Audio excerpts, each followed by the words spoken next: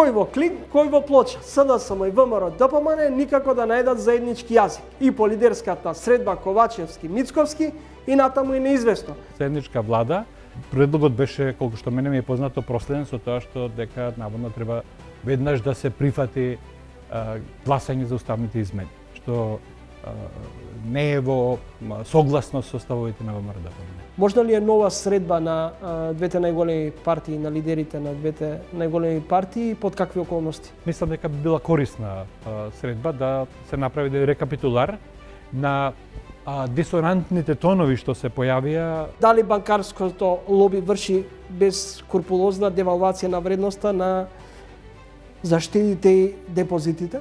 Ова е ситуација која што и одговара на самата влада, значи одговара на владата високата инфлација. Има малку добитници, ама има голем број губитници. Инфлацијата е во моментот големо зло на кое што не му се дава нужно внимание. Каде води ова конфронтација на релација Вашингтон-Брисел-Москва?